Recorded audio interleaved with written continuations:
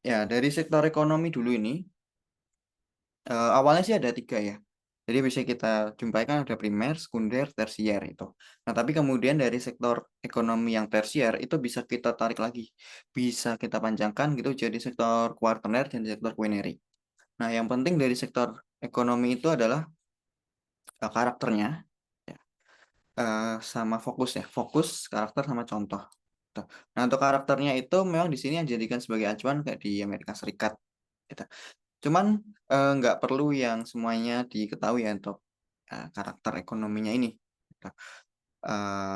Yang lebih penting lagi adalah terkait dengan fokus. Ya. Nah, bisa kita mulai dari yang primer dulu. Nah, jadi untuk yang sektor ekonomi primer itu fokusnya adalah untuk mengambil ya, mengambil sumber daya alam itu dari bumi. Nah, contohnya adalah ini dari pertanian, pertambangan, perikanan, kehutanan, gitu. Nah, kalau di US sendiri itu sekarang udah kecil ya persentasenya. Dan itu didominasinya pas dulu. Dan biasanya itu di wilayah Inggris atau Eropa, terus US ini pas sebelum revolusi industri. Itu atau juga sebelum ya revolusi industri itu terdifusi atau menyebar. Dan untuk saat ini pun juga masih tetap ada itu di negara-negara maju ini. Ya. Nah, tapi biasanya kalau buat sekarang itu contohnya kayak dari perikanan gitu ya. Nah, itu cukup riskan juga. Nah, misalkan kayak di wilayah North Sea ya, atau Laut Utara. Gitu. Nah, dan sedikit yang memiliki wage atau upah yang tinggi. Nah, dan biasanya di sini juga membutuhkan dari adanya physical skills. Gitu. Nah, ini nanti juga bisa berpengaruh ya, misalkan terhadap si piramida penduduk. Ya, misalkan kayak kemarin ada terjadinya anomali pada piramida penduduk bagian laki-laki yang produktifnya itu yang lebih menonjol. Nah, itu kan bisa mencirikan dari adanya oil booming atau enggak dari fishing industry. Terus yang kedua, sektor sekunder. Nah, sektor sekunder itu adalah untuk ngebuat produk ya dari sumber daya alamnya itu. Bisa menjadi barang jadi atau barang setengah jadi. Nah, itu ada 2 ya contohnya dari sini ada manufaktur dan juga dari building ya, bangunan atau konstruksi gitu. Nah, itu kalau di US sendiri itu banyak terjadi ya pas era industrialisasinya. Ya, mulai dari masuknya ide ya untuk revolusi industri itu ya dari Eropa ke US ini. Nah, itu sampai ke sekitar tahun 1960-an atau juga 1970-an. Nah, yang semana setelah itu ada fenomena yang namanya deindustrialisasi ya, dan itu memasuki masa post industrialisasi. Nih. Oke, nah nanti kita kaitkan sama sektor yang kuarter sama quinary. Gitu.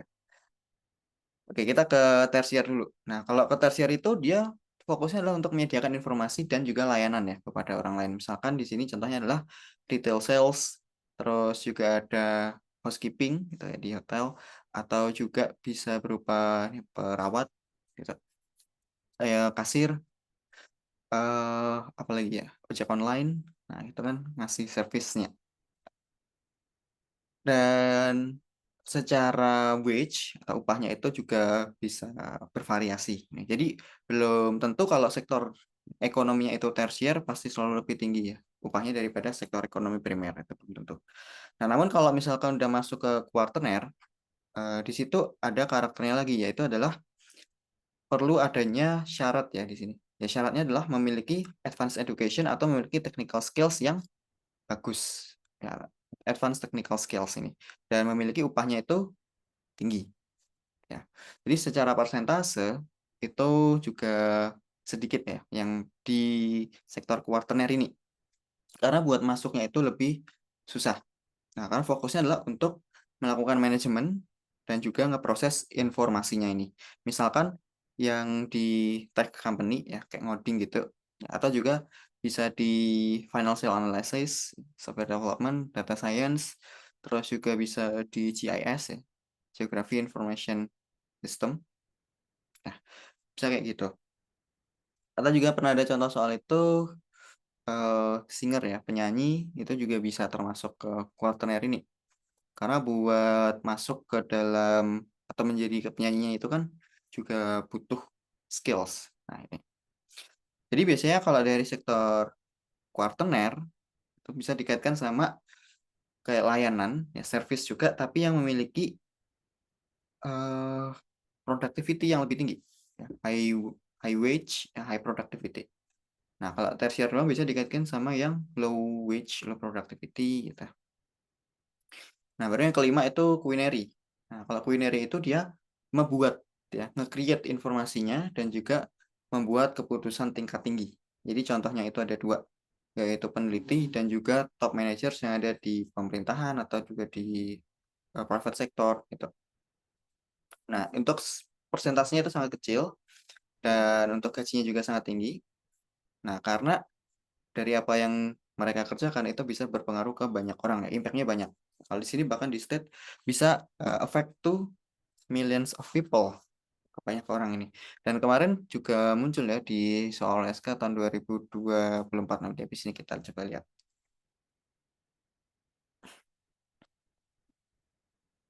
Nah, dari si periodenya itu ya untuk pre-industrialisasi, pas industrialisasi ataupun post industrialisasi itu juga bisa kita lihat dari persentase tenaga kerjanya pada masing-masing sektor ekonomi itu.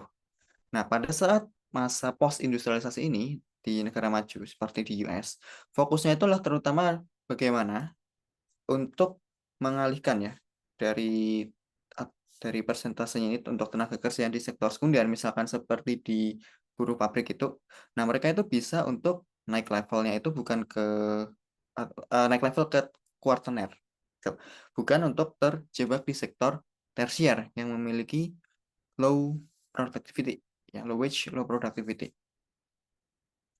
Jadi langsung naiknya ke sektor kuartener ini. Jadi pada saat post industrialisasi di era ini yang akan perform itu adalah, ya harapannya adalah sektor kuartener dan sektor culinary. Culinary. Gitu. Jadi tidak terjebak di sektor tersier ini karena kan dari tenaga kerjanya itu akhirnya kan eh, pabrik-pabriknya kan pindah ya pada saat deindustrialisasi itu. Nah, itu bagaimana untuk menyerap tenaga kerja yang ada itu untuk masuk ke kuartener dan juga winery. Tadi juga jadi contoh soal lain ya. Jadi ada transisinya mulai dari pre-industrial, pas industrialisasi dan post industrialisasi. Dari masing-masing sektor ekonominya itu ada perubahannya ya. Dan kalau perubahannya ini namanya adalah dari transformasi struktural ya.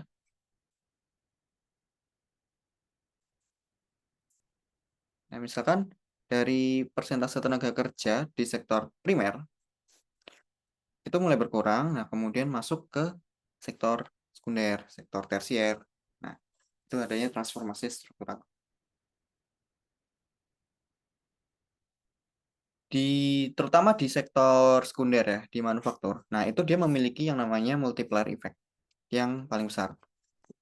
Jadi sebenarnya eh, yang lainnya pun juga ada sih multiplier effect-nya. Tapi yang terbesar ini adalah pada di sektor manufaktur.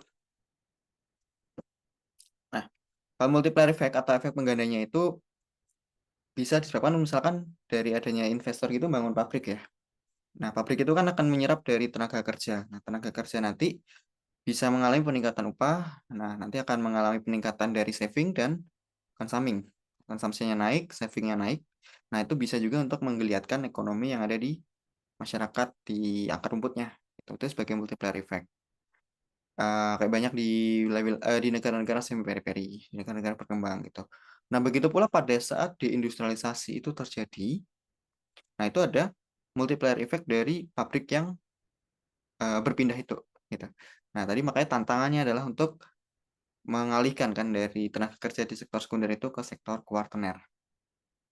Kalau untuk deindustrialisasi sendiri, eh, alasan utamanya dulu itu adalah untuk mencari cheap labor ya, atau tenaga kerja murah. Nah, baru kemudian dari negara-negara berkembang ini, nah makin lama itu akhirnya bisa untuk afford barang-barang yang diproduksi ya, yang perusahaannya itu dari negara-negara maju. Gitu. Misalkan kayak dari eh, sepatu, baju, tas, elektronik. Gitu. Jadi pada akhirnya nanti seiring berjalannya waktu, selain untuk mencari tenaga kerja murah, tapi juga bisa untuk mendekatkan ya ke pasarnya, gitu, ke pasar negara berkembangnya ini.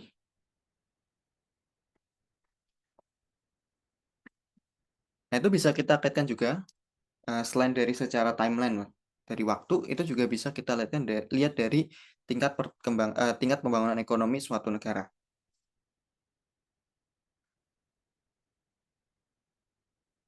Jadi kalau menurut Wallerstein's World System Theory, jadi level pembangunan ekonomi negara itu dibagi tiga ya. Ada periphery, semi periphery, dan core. Ya, core itu dia sebagai ekonomi level pembangunan itu udah maju gitu ya. Nah, kalau sementara peri-peri itu yang masih pinggiran gitu ya. Masih mostly dari sektor primer ya, biasanya agriculture gitu. Sementara kalau semi peri-peri itu bisa di tengah-tengahnya, jadi mencirikan keduanya. Dari core dan juga peri-peri. Misalkan dari semi peri-peri itu mencirikan misalkan PDB-nya itu dia tinggi. Tapi dari tenaga kerjanya itu masih yang murah gitu. Nah, misalkan kayak dari China itu juga masuknya ke semi periphery ini. Kalau core itu misalkan di sini US, eh, negara-negara Eropa Barat. Semi periphery ada China, India, terus juga bisa Meksiko, ya, ke Brazil ini juga, Indonesia, Thailand, Vietnam, itu semi periphery. Nah, sementara kalau periphery itu ya mostly kayak di wilayah sub-Saharan Afrika atau juga termasuk kayak dari Afghanistan ini masuknya ke dalam periphery ya. Nah, untuk grafiknya mirip ya kayak si Cloud Vision model tadi. Karena memang cukup berkaitan sih ya. Kalau peri-peri itu memang dia masih didominasi oleh dari sektor primer ya, kayak agriculture gitu. Jadi kayak sama kayak pas periode pre-industrial. Nah, kalau semi peri-peri memang sedang naik ya. Terutama menggunakan dari manufaktur. Nah, baru yang core ini udah mulai turun ya, udah turun untuk dari si manufakturnya. Ya. Terus mulai tambah naik lagi itu dari tersier dan juga quarternya dan kuinerinya. Jadi memang mencirikan dari post industrial kiranya.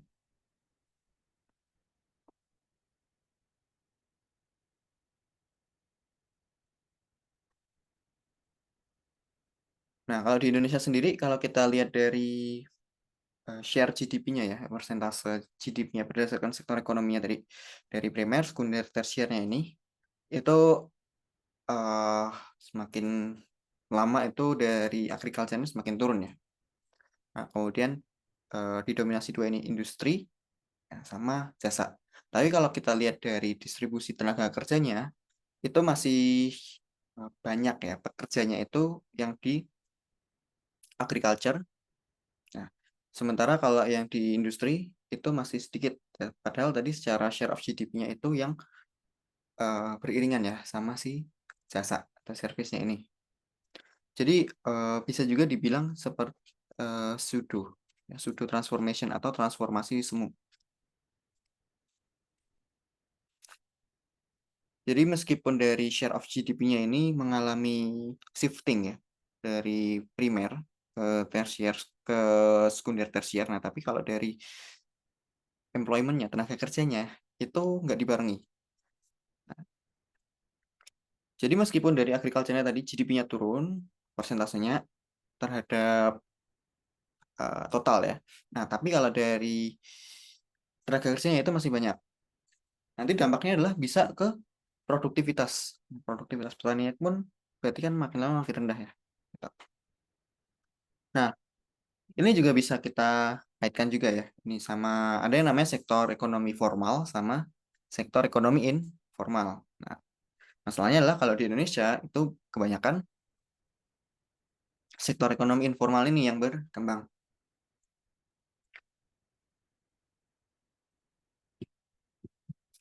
Nah, kalau sektor ekonomi formal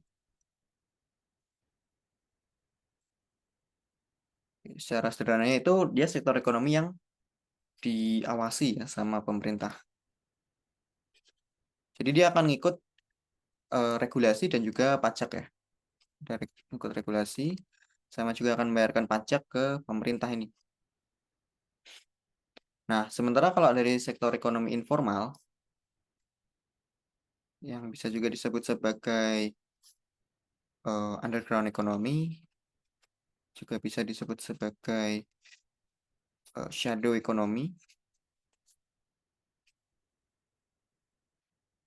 Nah, itu dia yang nggak diawasi sama pemerintah. Ya. Jadi meskipun dia di situ pemerintahnya tahu ya ini menaungi dari si sektor informal ini, tapi biasanya nggak harus ngikutin dari regulasi, juga penerimaan pajaknya itu dikit ya. Kalau juga nggak harus bayar nih pajaknya. Jadi meskipun perputaran di sektor informalnya itu besar, tapi nanti penerimaan negara pajaknya ini dari sektor informal itu bisa kecil. Sebagai misal itu kayak dari UMKM gitu yang ada di Indonesia itu banyak ya yang untuk dari upah kerjanya itu di bawah dari upah minimum regional kan.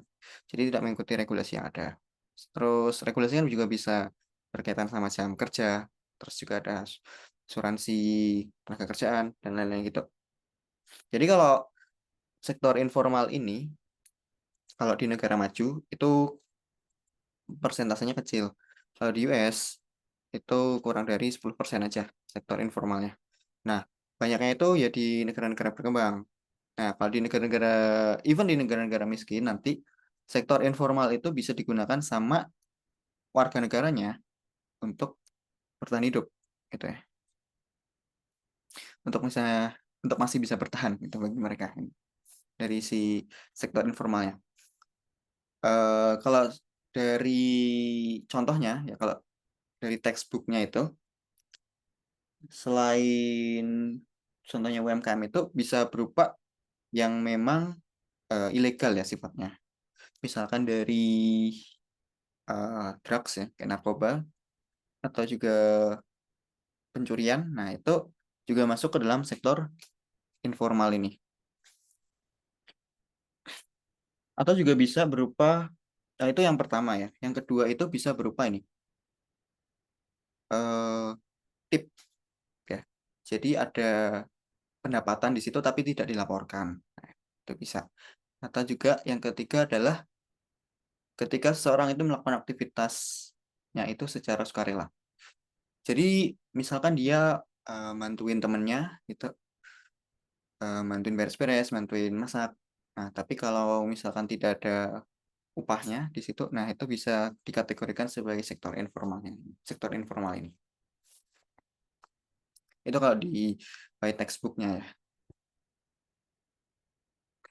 Oke, kita coba lihat untuk contoh soalnya di PDF-nya ini ya. Ekonomi itu setelah kota nih, jadi contoh soal. Oke, nomor 56.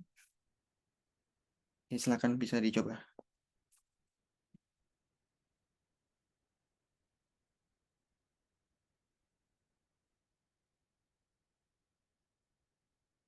Kak, kecuali ya. Kecuali ya.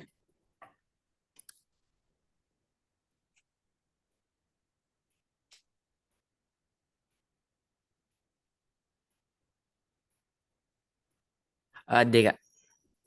Iya benar yang di. Kecuali yang di mana pemerintah mendapatkan keuntungan dari pajak pekerja sektor informal dan usaha kecil mereka ini. Nah, itu kan berlawanan ya dengan teorinya tadi. Nah, sementara opsi yang lain itu juga mendukung ya oleh adanya perkembangan sektor informal ini. Yang pertama memang kegagalan dari pemerintah gitu untuk menyediakan sektor formal. Ya. Sama juga bisa untuk menjaga barang-barang itu tetap rendah ya karena supply-supply-nya itu kan supply-nya banyak ini dari sektor informalnya ini. Ataupun juga untuk menyerap dari tenaga kerja yang masih low skill. Nah, kalau misalkan kita kaitkan ya sama bonus demografi dengan opsi yang A ini, jadi kalau misalkan pemerintah itu tidak cukup mampu ya untuk menyediakan sektor formal, itu pun juga bisa menjadi problem ya, gitu. bagi di Indonesia itu misalnya. Nah, tadi aku juga kemarin-kemarin sih ya ngelihat ini wawancara podcast dari CEO-nya Selios ya. Eh, kan nanyain terkait dengan bonus demografi ya, yang ada di Indonesia ini yang diperkirakan tahun 2030. Nah, ternyata kalau secara nasionalnya ya itu bisa dibilang 2030 itu. Tetapi ternyata ada daerah-daerah yang udah yang ini, yang udah kelewat ya malahan bonus demografinya. Jadi dibilang sebagai contohnya itu kayak di Jogja gitu. Nah itu udah kelewat dari usia produktifnya, malah udah mulai ngebahasnya terkait dengan aging population.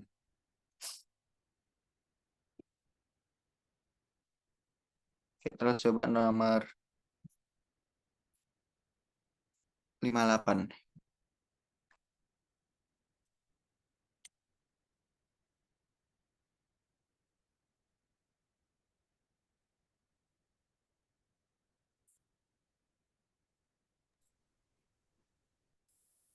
Eh, kami aja lupa. Itu antara kalau kuener itu kan dia kan riset kan.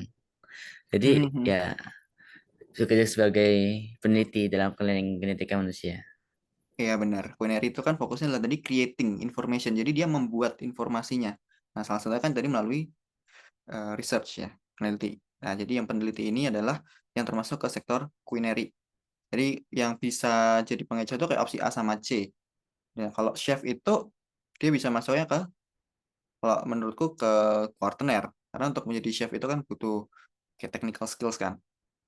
Hmm, kalau yang C juga sama technical skills juga, atau advanced education kan. Untuk bekerja di PPN atau Bappenas ini. Nah, terus kita ke ideologi ekonomi. So, ideologi ekonomi itu ada 5 yang dibahas ya. Kita ngacu dari silabus juga. Dan biasanya itu terutama fokusnya kayak pada konsepnya ya, konsepnya gimana, terus juga ada kelebihan kekurangannya gitu. Yang pertama adalah ekonomi liberal kapitalis ya, sama yang kedua komunis sosialis. Kemungkinan besar itu bisa udah dibahas gitu ya, baik di SMP ataupun juga kayak di SMA-nya, di regulernya ya. Nah, kalau liberal kapitalis kayak cukup jelas ya gitu. Jadi dia mengakui adanya kepemilikan secara individu gitu. Terus juga ada persaingan ya. Jadi tidak dikuasai ya sama pemerintah. Peran pemerintahnya itu kecil. Kalau dulunya itu yang di liberal kapitalis murni, yang di laissez-faire, konsepnya laissez-faire itu peran pemerintah itu minim ya di sini. Jadi ngikut dari supply and demand yang ada di pasar. Nah, peran pemerintah itu untuk menjaga keamanan ya di dalam dan di luar negeri, dari dalam ya, maupun menghalau ancaman dari luar negeri, terus nyatet asetnya gitu ya, propertinya ya individu, sama kayak ngedorong dari atau ngejamin gitu ya dari produsennya itu untuk memproduksi barang dan jasa yang memang dibutuhkan. Jadi cuma tiga itu. Tetapi dari Laissez itu eh, pas terjadinya Malaysia ya, atau Great Depression di US tahun 1929 sampai 41 itu nggak mampu untuk ngangkat ya ekonominya ini. Makanya kalau sekarang itu kan pakai yang konsepnya Keynesian. Jadi ada campur tangan dari pemerintah. Terus salah satunya misalkan adalah terkait dengan kebijakan moneter ya. Untuk misalnya menentukan suku bunga ya. Naikin suku bunga, ngekat suku bunga itu untuk sekarang ini. Nah, lain untuk kelebihannya di sini bisa tercipta inovasi gitu ya. Jadi pertumbuhan ya, ekonominya gitu. Tapi kalau kekurangannya paling terkait dengan kesenjangan ekonomi ya, yang semakin melebar antara borjuis dan proletarnya. Gitu.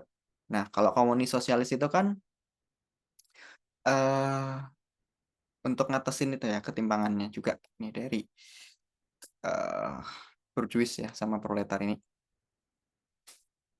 Nah, biasanya dikuasai sama negara untuk produksi, distribusi, dan untuk menentukan barang yang diproduksi. Paling kalau buat sekarang ini kayak Korea ya, Korea Utara gitu. Kalau liberal kapitalis tadi misalkan Amerika Serikat gitu. Nah, kalau negara-negara eh, Eropa ini itu nggak yang se-liberal kapitalis ya kayak di US ya. Ada lebih dekat ke welfare economic. Nah, kalau welfare economic sendiri memang lebih melekatnya itu ke negara-negara Nordik ya, seperti Norwegia, Swedia, Finlandia, Denmark, Islandia gitu. Nah, welfare economic pun juga tujuannya untuk mengatasi ketimpangan sih, ketimpangan pendapatan yang ada ini. Nah, tetapi secara konsepnya adalah melalui kebijakan redistribusi dan juga jaring pengaman sosial. Jadi ada redistribusi, nah, juga ada social safety net. Nah, kebijakan redistribusinya ini adalah bagaimana untuk ya mendistribusikan ulang pendapatan dari masyarakat kelas atas itu ke masyarakat kelas bawah ini. Nah, itu bisa melalui skema pajak progresif. Jadi semakin tinggi pendapatannya, maka persentase pajak yang dibayarkan ke negara pun juga semakin besar. Pajak yang dikelola sama negara itu nanti bisa dialokasikan untuk social safety net itu. Nah, biasanya pada sektor-sektor utama ya, sektor penting seperti pendidikan, ya, kesehatan, ataupun juga nanti untuk infrastruktur umum. Nah, itu social safety net-nya. Tapi kalau di welfare economic nanti itu perlu adanya syarat ya supaya sistem ini tuh dapat berjalan dengan baik. Yaitu adalah pertama dari negaranya ya. Itu akuntabel dalam mengelola pajaknya ini. Nah, yang kedua itu nggak banyak usaha-usaha kecilnya, nggak banyak nggak banyak UMKM-nya, nggak terlalu banyak gitu. Oke, terus yang keempat ya, ekonomi koperasi. Nah, yang mana ini berjalan atas asasnya itu kekeluargaan ya. Dan di situ nanti juga ada konsep-konsep yang dipegang seperti one man one vote gitu. Ya, atau adanya demokrasi ya ini. Jadi setiap orang memiliki suara yang sama gitu. Terus juga nanti ada pembagian sisa hasil usaha gitu secara adil. Nih. Kalau tantangannya ya bagi koperasi itu biasanya adalah terkait dengan permodalan sama managerial skill yang dimiliki sama ini, pengelolanya. Gitu. Biasanya modalnya itu terbatas. Sampai biasanya juga rawan konflik of interest gitu di koperasinya ini. Nah, baru yang terakhir itu ekonomi syariah. Jadi menerapkan dari syariah law ya, atau hukum Islam gitu di ekonominya ini. Contoh negaranya seperti Malaysia, Brunei, terus negara-negara Timur Tengah gitu.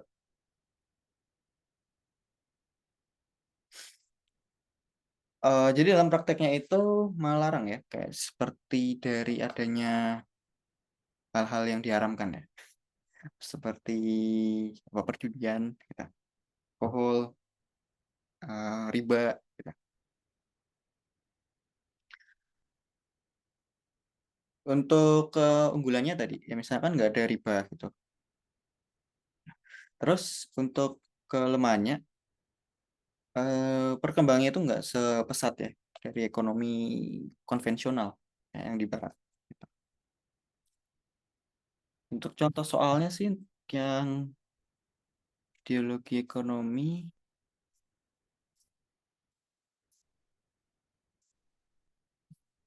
ini mana ya? Oh ini di nomor 61.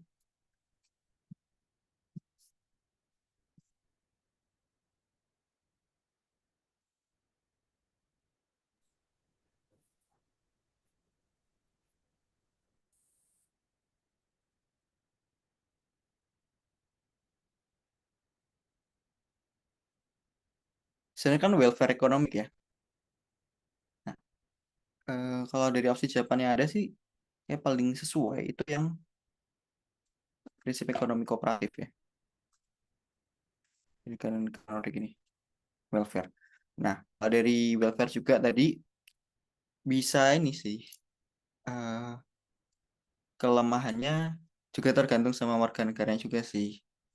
Bisa aja dari kebijakan yang ada itu membuat dari masyarakatnya itu menjadi bergantung gitu sama pemerintah, terlalu bergantung ya sama bantuan yang diberikan sama pemerintah. Nah, itu untuk yang ideologi ekonomi. Habis itu ke globalisasi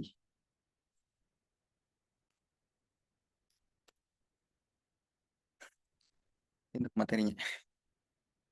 Oke, globalisasi terutama di globalisasi ekonomi ya. Nah, kalau definisi globalisasi sendiri pasti sudah sering dibahas ya. Jadi semakin hilangnya ya batas ruang dan waktu ini. Jadi semakin menguatnya interaksi ya, bahkan lintas batas negara. Dan backbone-nya atau tulang punggungnya dari globalisasi ini adalah perdagangan. Nah, dan ini untuk dari globalisasi ekonomi sendiri itu bisa berpengaruh ya ke 5 hal ini. Ke perdagangan internasional, ke investasi asing, penanaman modal asing secara langsung atau FDI, Foreign Direct Investment. Terus nanti juga ada capital market flow atau aliran modal yang ada pasarnya, di pasar modalnya. Terus juga ada migrasi terutama pada tenaga kerja dan persebaran dari teknologi. Nah, yang pertama kita bahas dari perdagangan internasional. Perdagangan internasional sendiri itu selebih terjadi ya karena adanya keunggulan komparatif ini dibandingkan dengan keunggulan absolut. Jadi kalau keunggulan komparatif menurut David Ricardo ya, kalau keunggulan absolut itu menurut Adam Smith. Nah, mungkin kita bahas dari absolut dulu. Kalau dari keunggulan absolut, dia itu ngelihat efisiensinya, fokus efisiensinya itu adalah pada output yang dihasilkan ya dalam rentang waktu tertentu. Misalnya kayak 1 tahun gitu dibandingkan. Nah, misalkan dalam waktu yang sama, dalam 1 tahun itu, negara A itu bisa produksi barang yang lebih banyak. Ya, outputnya itu lebih banyak daripada negara B. Jadi negara A itu memiliki keunggulan absolut. Nah, sementara kalau dari keunggulan komparatif, dia itu lebih melihat dari cost-nya. Biaya produksinya itu mana yang lebih murah. Nah, itu akan menjadi keunggulan komparatif ini. Biasanya kayak digambarin, ini di tabel gitu ya.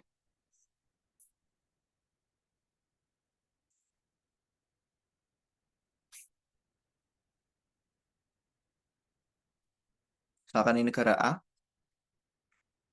ini negara B. Gitu. Sini misalkan produknya itu misalkan ada TV sama mobil. Oke, negara A itu bisa ngeproduksi dengan harga itu 1 ya. Negara B misalkan bisa memproduksi mobilnya harganya 1. Nah, ternyata negara B itu bisa ngeproduksi TV lebih murah, 0,7 kali lebih murah.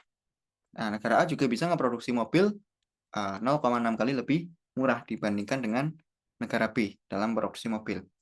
Dengan adanya keunggulan komparatif ini, negara A itu akan lebih fokus ngeproduksi mobil, negara B fokus ngeproduksi TV.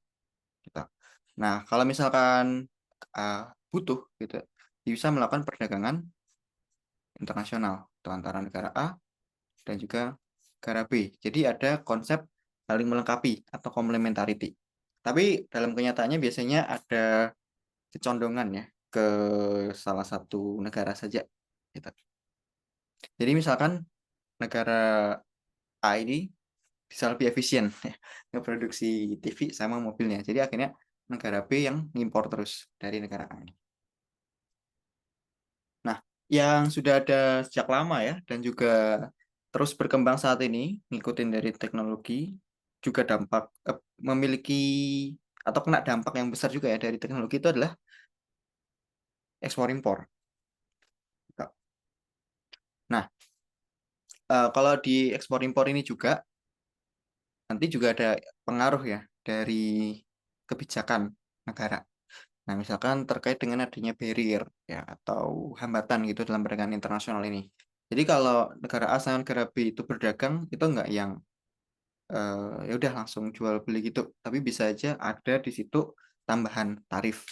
Ya, dan nanti juga ada kebijakan-kebijakan lain yang berpengaruh ke perdagangan internasionalnya ini. Dan nanti kalau dari tarif war, aku taruh materinya di bagian belakang sih.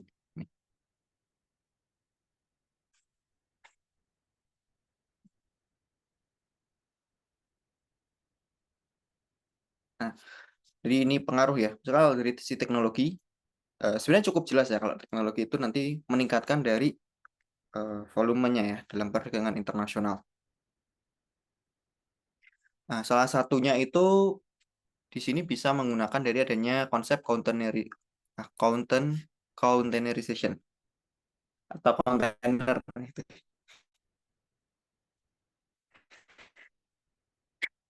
Eh, Pernah ditanyakannya itu di IGO sih malah ya, terkait dengan kontainer ini. Cuman udah agak lama. Jadi kalau dari kontainer sendiri itu paling banyak ya, masih banyak digunakan hingga saat ini. Memang karena dia memiliki yang namanya standarisasi dan juga bisa digunakan dengan mudah beralih modanya. Misalkan dia dari kapal terus dibawa ke truk gitu, itu bisa dengan mudah dan bisa dilakukan di negara manapun karena adanya standar secara internasionalnya. Nah, sama juga efisien buat dibawa karena bisa ditumpuk-tumpuk. Tuh, pertama pas dibawanya di kapalnya gitu. Nah, kalau kebijakan negara ada yang bisa meningkatkan dari volume perdagangan. Ya, misalkan trade agreement ya bekerja sama dari untuk menghilangkan tarif. Nah, bisa seperti itu. Bisa juga ngasih subsidi ke produsennya dalam negeri ya, supaya bisa lebih mudah untuk ekspor dan juga bisa bersaing ya produknya itu di negara lain. Nah, tapi juga ada yang nurunin ya volume dari perdagangan internasional itu.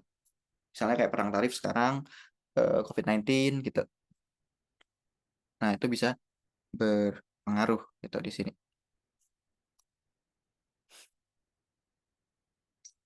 Nah, ini kalau dari upayanya ya, dari pemerintah untuk meningkatkan dari pertumbuhan ekonomi ini. Misalkan dari ngasih insentif eh, keringanan pajak ya. Bisa meringan, masih keringanan pajak, bisa ngasih pinjaman, bisa ngasih bantuan secara langsung ya, kayak misalkan dari di sini ngasih subsidi ya. Nah, terus juga bisa ngubah regulasi ataupun juga terkait dengan tarif. Nah, kalau dari regulasi itu biasanya terkait dengan environment, ya, kebijakan untuk si lingkungannya ini. Nah, biasanya negara-negara yang butuh ya investment, butuh pertumbuhan ekonominya itu secara cepat gitu, supaya investor itu banyak masuk juga biasanya ada pelonggaran sih di regulation di environmentnya, ya, regulasi di lingkungannya ini.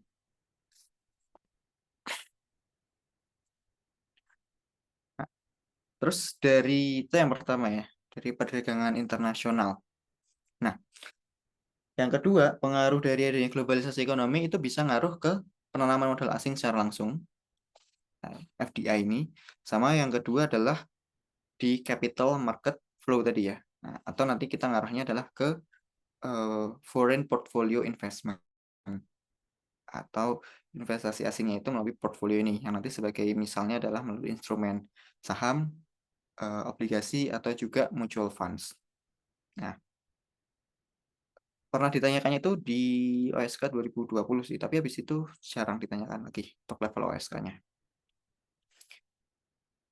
Nah, untuk yang penanaman modal asing secara langsung atau FDI itu, jadi ketika dari investor itu menanamkan modalnya, misalkan di Indonesia. Nah, kalau secara langsung itu biasanya fokusnya pada bisnis operation, dan di situ dia juga akan ngebangun dari infrastruktur. Ya, di faktor belakang ya kayaknya. Untuk perbandingannya. Di sini sih. Loncat-loncat ya. Oke, kalau dari FDI itu fokusnya pada business operation. Ya, dan juga ada infrastrukturnya. Jadi dia misalkan datang ke Indonesia, nah mulai dari ngurus pembebasan lahan, mulai ngurus dari pembangunan, merekrut tenaga kerja, terus nanti baru produksi. Nah, itu kan butuh waktu yang lama ya. Jadi memang fokusnya kalau FDI itu game jangka panjang, ya, dia long term view. Sementara kalau portfolio investment, ya itu dari kayak melalui instrumen berupa stock bond sama mutual funds ini ya. Jadi dia fokusnya adalah pada short to medium term. Jadi kembali lagi pada tujuan investasi adalah untuk mendapatkan keuntungan juga kan. Nah, kalau FPI itu dia bisa mendapatkan keuntungannya itu bisa lebih cepat ya. Nah, misalkan target dia 10 sampai 20% per tahun gitu. Jadi selama target itu tercapai, nah dia bisa untuk yang ngambil keuntungannya gitu. Nah, misalkan dia beli dari orang Amerika Serikat, terus beli sahamnya BCA gitu di Indonesia, dan naik tuh 20% dalam setahun itu. Ya, dia jual tuh sahamnya. Nah, itu kan bisa keluar dari marketnya. Nah, untuk perbedaannya lagi adalah bahwa untuk penanaman modal asing secara langsung, itu dia masih punya kontrol secara langsung terhadap perusahaannya ini. Nah, sementara kalau portfolio itu enggak, ya, enggak ada kontrol secara langsung. Sama kalau dari direct investment itu dia sifatnya memang lebih stabil. Ya, karena lebih jangka panjang tadi. Sementara kalau di portfolio itu lebih berfluktuasi, lebih volatile. Nah, FPI itu juga punya keuntungannya lain adalah bisa dilakukan sama retail investor, investor-investor kecil gitu, yang modalnya lebih terbatas. Nah, itu bisa dilakukan. Ya. Sama lebih liquid, jadi lebih gampang buat jual belinya. Beda sama yang direct investment. Buat masuknya itu butuh modal yang besar ya tentunya, buat pembebasan lahan, gitu. Terus nanti juga ada preman-premannya gitu ya, ormas-ormasnya gitu, kan banyak ya tantangannya di FDI ini. Sama buat alih, misalkan dia mau ngejual ngejual lahannya itu kan lebih sulit ya, kurang liquid. Nah, kalau dari misalkan negara yang dilakukan investasinya gitu, misalkan Indonesia gitu, dapat investasi dari perusahaan asing. Nah, itu dia bisa dapat pajak juga, bisa ambil pajak dari situ. Sama juga ada tenaga kerja yang bisa diserap ke situ. Nah, selain dari tenaga kerja, juga bisa dari alih fungsi, bukan alih fungsi sih, tapi transfer ya, transfer pengetahuan, transfer teknologi. Nah, jadi direct investment itu juga punya banyak keuntungannya ini. Nah, kalau di Indonesia itu udah mulai diintegrasikan ya, misalkan melalui OSS ya, Online Single Submission. Jadi mengintegrasikan atau menyelaraskan sih peraturan ya, peraturan yang ada dari level nasional sampai ke level daerahnya. Jadi kepastian hukum itu juga menjadi faktor penting gitu bagi investor, baik dari level nasionalnya ini yang selaras sampai ke level daerahnya. Ya misalkan di level nasionalnya daerah itu boleh itu dipakai untuk bikin pabrik buat industri, tapi ternyata di level daerah berbeda. Nah, ini yang menjadi ketidakpastian hukum. Itu dari FDI sama FPI ini. Terus yang keempat itu adalah dari migrasi ya. Migrasi dari tadi di sini fokusnya lebih ke tenaga kerja sih. Migrasi tenaga kerjanya ini, nah itu bisa menghasilkan yang namanya brain drain. Ada 3 istilah ya. Brain drain, brain gain, sama ini reverse brain drain. Nah, kita ambil contohnya aja langsung. Kalau misalkan dari orang-orang Tiongkok gitu ya, yang meninggalkan negaranya buat ke US, nah itu berarti Tiongkok mengalami brain drain. US yang mendapatkan tenaga kerja dari Tiongkok itu, nah itu akan mengalami brain gain karena mereka akan mendapatkan tenaga kerja yang notabene itu ya, skillful, memiliki skill. Nah, Kemudian misalkan orang-orang dari Tiongkok tadi yang udah bekerja di US itu balik ke Tiongkok. Nah, itu Tiongkok bisa mengalami brain gain maupun reverse brain drain. Bisa mengalami dua itu. Misalkan di orang-orang yang tadi ya, yang mengalami yang setelah pindah ke US itu terus balik lagi. Nah, itu mereka punya modal yang lebih banyak, pengalaman yang lebih banyak juga, pengetahuan yang meningkat. Nah, itu bisa untuk empower ke masyarakat yang ada di wilayahnya itu. Misalnya kalau di Tiongkok itu ada ini sih, tahu tahu ada yang namanya tahu tahu Pao Village gitu ya. Jadi ada desanya gitu. Ya, jadi masing-masing desa ataupun bahkan di dalam desanya itu bisa bermacam-macam itu ada fokusnya. Misalkan ada yang fokus bikin suatu kerajinan, ada yang fokus ke bidang jasa ini, bidang jasa itu. Nah, ini namanya Taobo Village. Nah, bisa seperti itu untuk penerapan misalkan.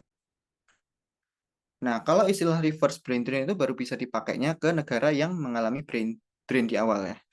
Nah, kalau brain gain itu dipakainya ke negara yang mendapatkan si tenaga kerjanya ini tadi atau orang-orangnya yang skillful yang pintar itu tadi. Misalkan contohnya kayak di brain gain itu ya US, Kanada, UK. Nah, UK, Kanada itu banyak kayak dari India ini. Nah, contoh di Asia cukup banyak ya, China, India, Korea Selatan, Pakistan, ya, Indonesia. Kalau Jepang itu nggak termasuk yang mengalami brain drain gitu. Nah, juga ada dampak positifnya tadi ya, reverse brain drain ataupun juga brain gain yang balik ke negaranya itu. Misalkan kalau dari pemerintah Tiongkok itu membutuhkan tenaga kerja ya untuk proyek semikonduktor, nah, bisa manggil orang-orang Tiongkok yang misalkan mereka bekerja di Silicon Valley, misalnya kayak gitu. Nah, apalagi kalau sekarang semikonduktornya itu banyak dikuasainya adalah di Taiwan ya.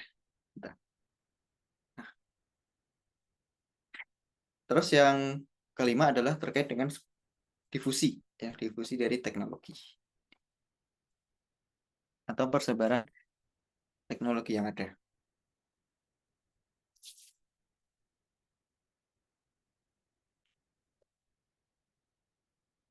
Oke, ini berkaitan sama perdagangan internasional.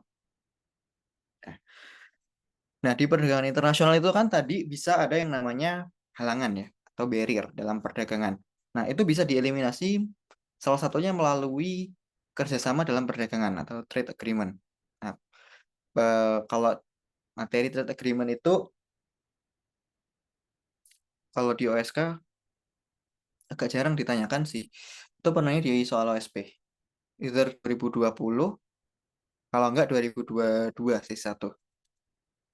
Nah, itu pertanyaannya cukup sederhana sebenarnya. Nah, itu adalah ASEAN itu berada di trade agreement yang di tahap berapa gitu. Nah, dari trade agreement itu ada tahapnya memang. Dan semakin tinggi tahapnya, itu makin terintegrasi. Dan hambatan dalam perdagangan internasional itu semakin hilang ya. Nah, sebelum masuk ke tahap satu, itu ada kerjasama secara umum dulu. Yaitu misalkan lah di APEC gitu ya, Asia Pacific Economic Cooperation. Terus kalau misalnya kita masuk ke tahap satu, itu namanya tahap Free Trade Area ya atau FTA.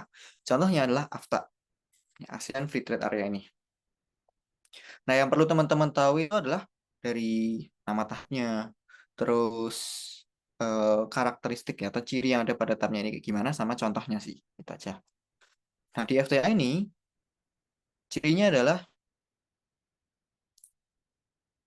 misalkan ada negara ya yang tergabung dalam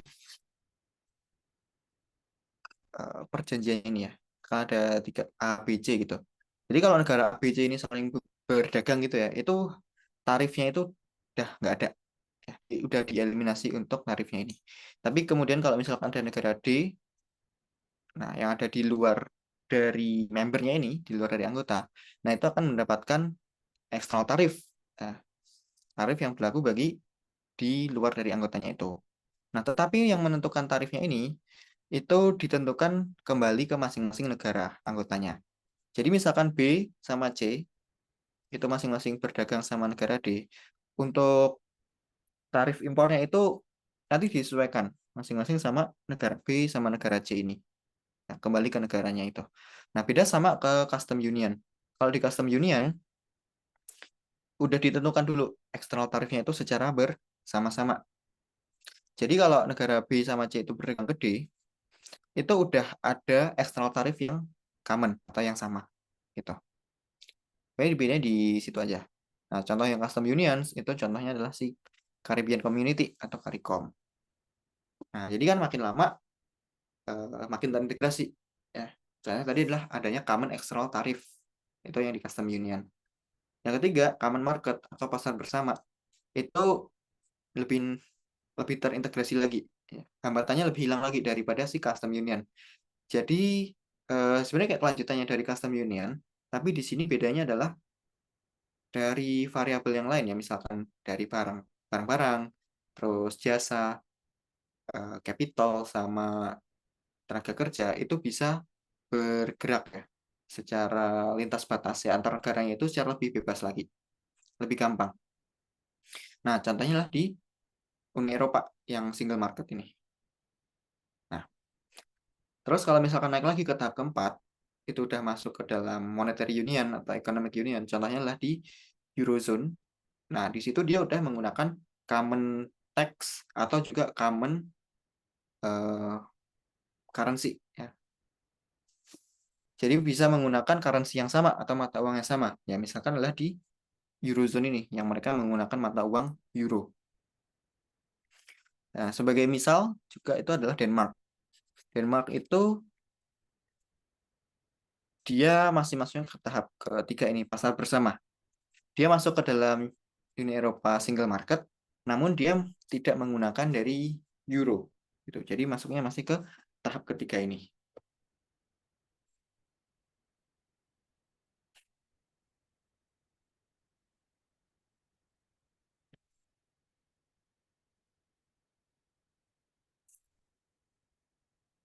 Oke, itu aja.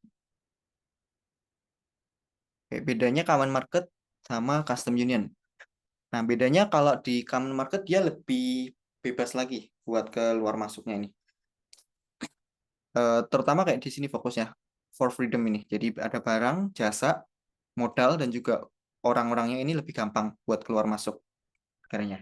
Misalkan kayak di Schengen ya, visa Schengen. Nah, itu kan gampang ya buat berpindah-pindah antar negara di Uni Eropanya gitu. Jadi lebih integrated lagi. Oke, Beda Kak. sama gimana? Eh, lanjut dulu kan, lanjut, lanjut. Kalau custom union itu dia masih yang fokusnya sampai ke custom external tarif aja. Maaf, Gimana? Kak. Tadi itu kami mau tanya yang awal-awal tuh. Jadi Hmm. Indonesia itu dia tahap perkembangan ekonomi itu kayak mana, Kak? Apakah kayak di Inggris yang awalnya itu sektor primer dulu, baru sekunder, baru tersier, atau kayak mana, Kak? Oke, kalau Indonesia sendiri, misalkan kita lihat dari tahun sebelum tahun 2000 itu kan masih yang di sektor primernya ya. Contohnya kan ada di oil boom tuh pas era Orde Baru kan ada oil boom itu meledak ya. Nah, semakin ke sini kan juga semakin berkembang ya untuk sektor manufakturnya. Namun akhir-akhir ini yang menjadi bahasan itu adalah terkait dengan adanya deindustrialisasi dini atau deindustrialisasi secara prematur ya. Di mana kalau kita jadikan sebagai contoh itu adalah UK, US yang mereka itu bisa memaksimalkan peran dari manufaktur untuk lari ya ekonominya itu, terus kemudian baru melakukan deindustrialisasi. Nah, kalau di Indonesia yang kelihatannya adalah belum maksimal ya untuk manufakturnya, ya.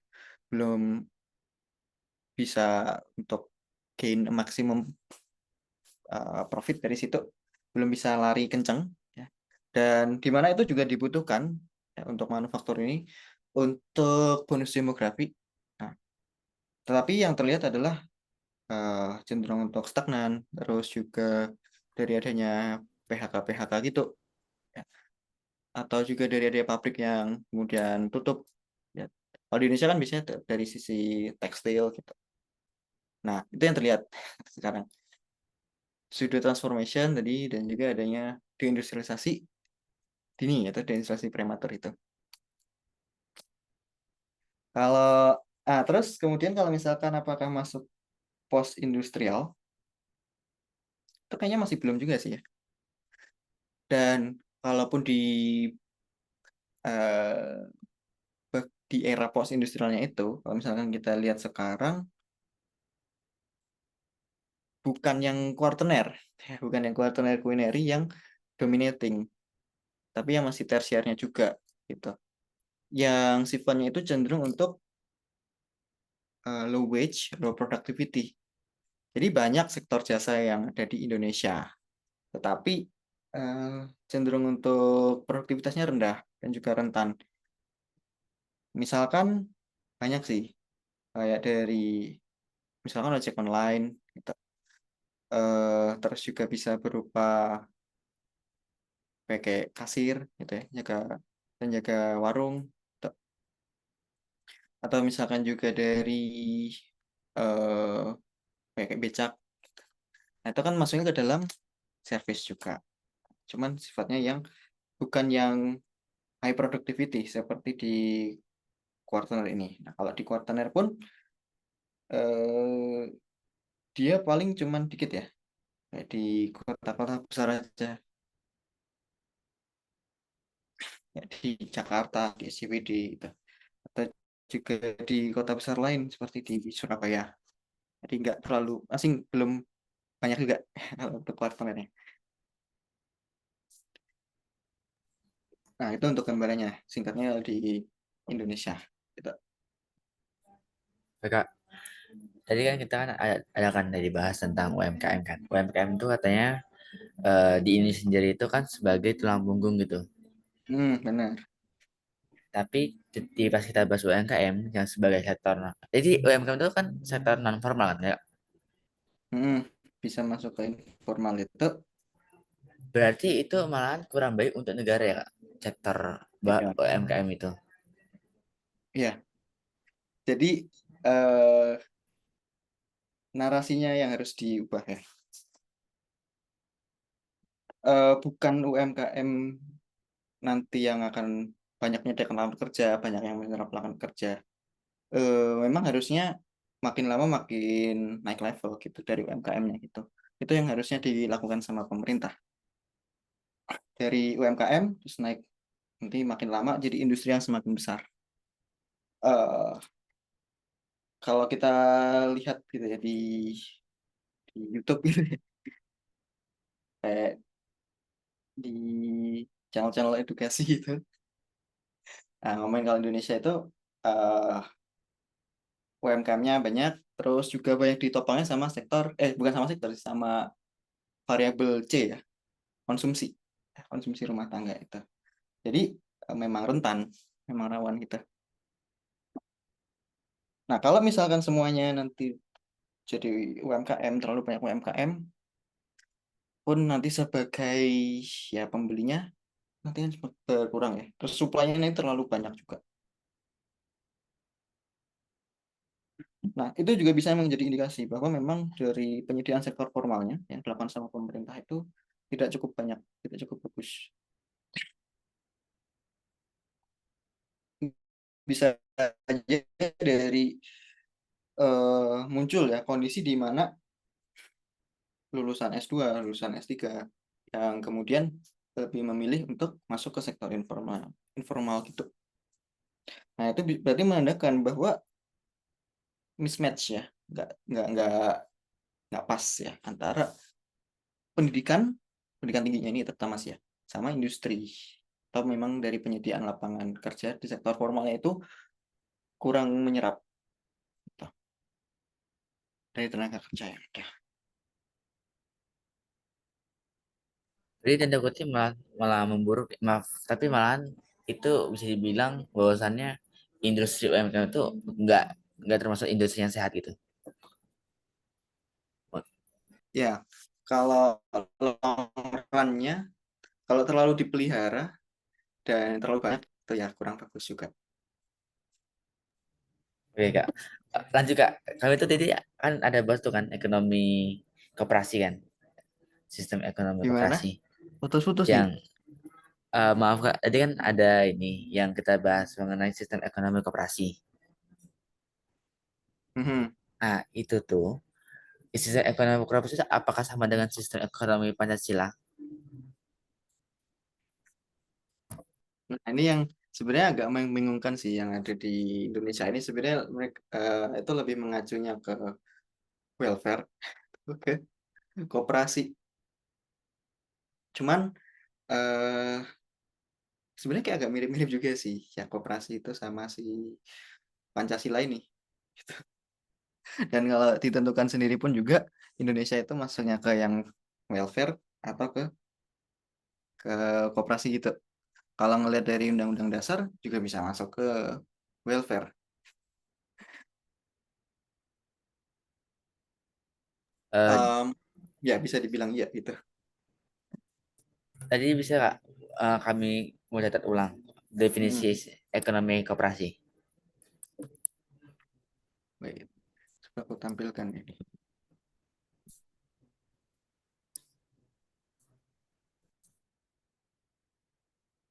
Mau fokusnya untuk koperasi sendiri itu pada asasnya ini sih, asas kekeluargaannya.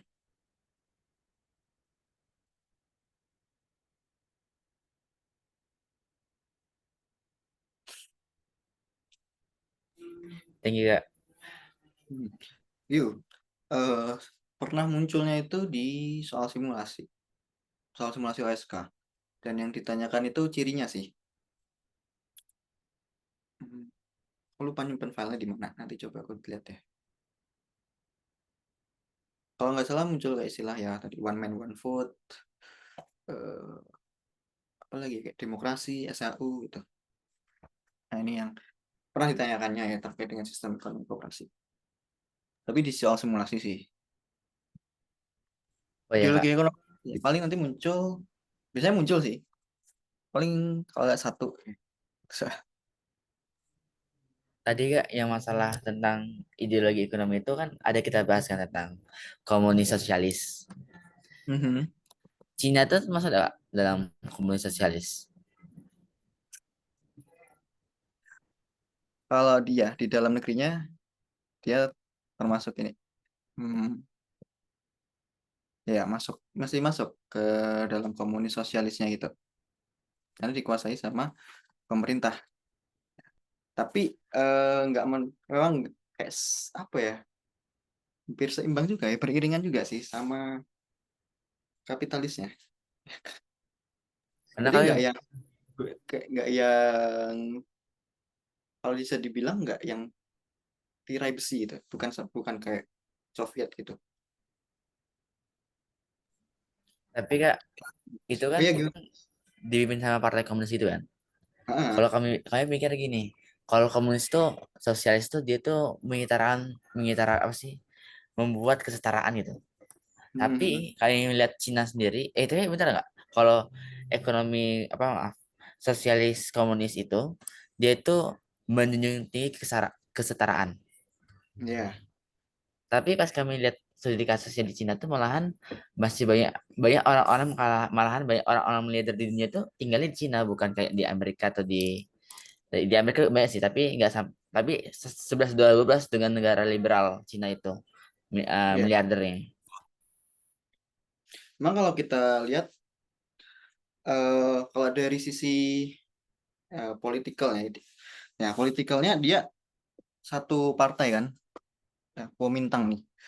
Nah, tapi kalau dalam praktek ekonominya itu eh, sangat ini ya, kapitalis juga ya, liberal kapitalis gitu.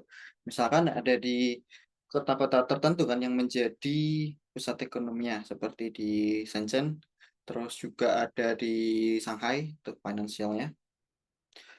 eh Memang kalau misalkan dari sosialis sendiri, nanti bedanya sama komunis ya. bisa aja lebih ngarah ke revolusinya ya, yang terjadi ini. Nah, kalau sosialis kan di situ ingin menciptakan ya kan, kesetaraannya ini. Nah, itu memang lebih mengacunya ke politikalnya. Nah, tapi dalam praktik ekonominya itu nggak menutup tadi dari adanya liberal kapitalis itu. Jadi kalau adanya ya kesenjangan-kesenjangan yang ada, memang dia akan lebih tinggi ya untuk ekonominya di sisi timur. Sementara kalau di wilayah-wilayah baratnya, ya itu secara ekonominya memang cukup ini ya kalah ya sama yang di bagian timurnya. Jadi masih beda gitu ya. Kalau misalkan kita bandingkan sama Korea Utara, itu beda dalam praktiknya ini. Oke kak, tinggi, tinggi kak. Oke, sama-sama.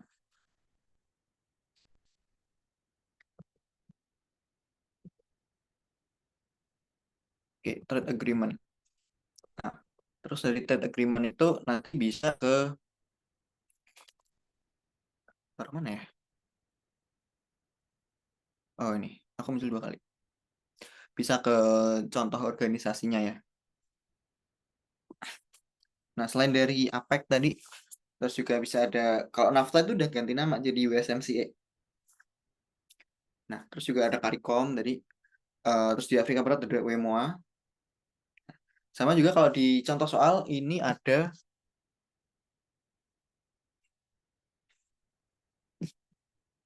mana ya? ASEM. Jadi Asia Europe Meeting. Ya, itu kerjasama dari antara Asia sama Eropa ini. Nah, itu memang kebanyakan basisnya adalah pada wilayah ya. Kecuali OPEC. Ya, kalau OPEC itu dia basisnya adalah pada negara yang mengekspor minyak ya.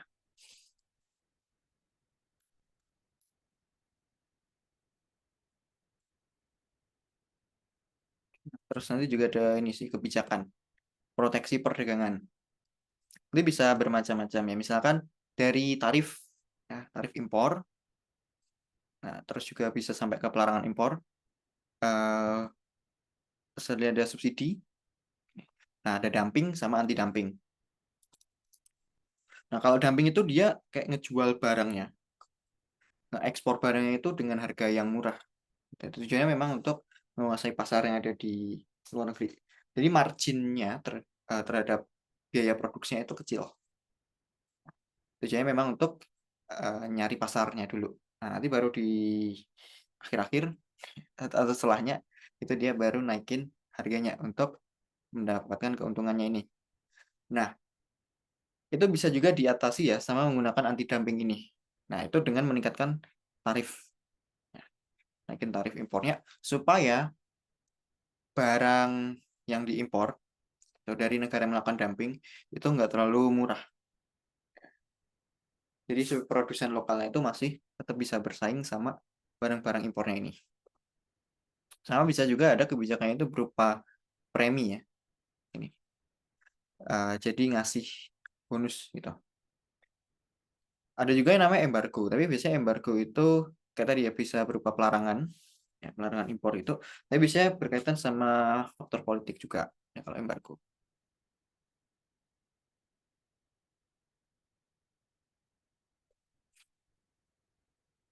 Oke, habis itu, oke, nanti habis itu kayaknya tinggal istilah-istilah aja deh. Nanti kita coba contoh soal dulu. C. Oke, ya, itu ada ekspor impor ya.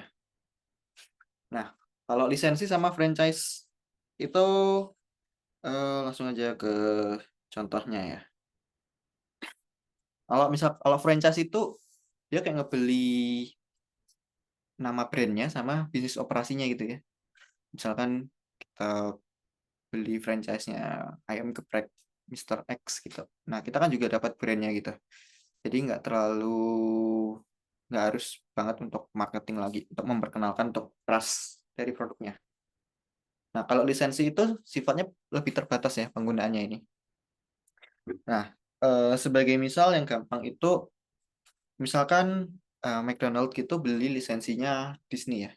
Jadi McD itu bisa untuk naruh karakter-karakter di sini di produk McD-nya gitu. Nah, itu lisensi. Jadi penggunanya lebih terbatas sifatnya.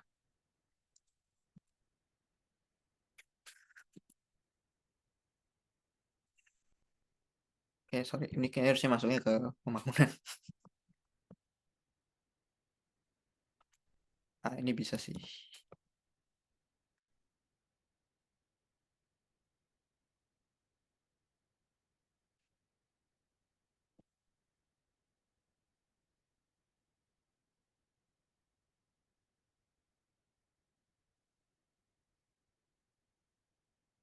Yang bisa nambah CADEV ya, cadangan devisa. Kecuali yang B ya, wisata Indonesia berbelanja di luar negeri. Sini contoh soal OSP. Spesiesi 1. 18 kalau nggak 19 tahunnya.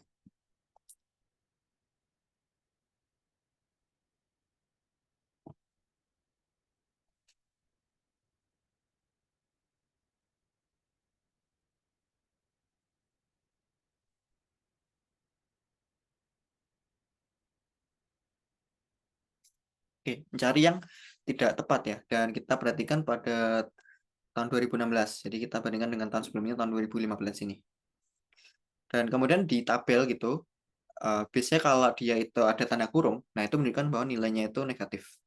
Jadi misalkan 2,3 itu ada kurungnya gini, berarti nilainya negatif 2,3. Terus kita lihat dari opsi yang ada, misalkan opsi A, pertumbuhan ekonomi. Pertumbuhan ekonominya ini bisa kita lihat dari PDB ya.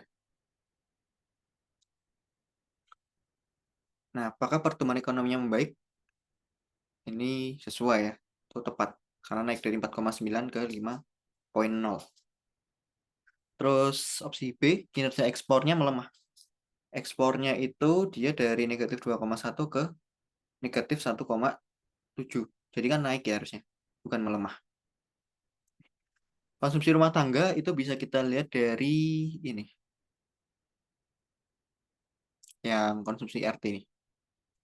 Nah, itu dia stabil ya, benar. Investasinya itu bisa dari PMTB ini, penanaman modal tetap bruto. Itu kita lihat apakah melemah, ya benar melemah ya, dari 5 ke 4,5. Belanja pemerintah itu, konsumsi pemerintah ini apakah mengalami kontraksi? Ya benar, dari 5,3 ke negatif 0,1. Jadi kalau kontraksi ini dia berupa ya, penurunan ya. Tuh.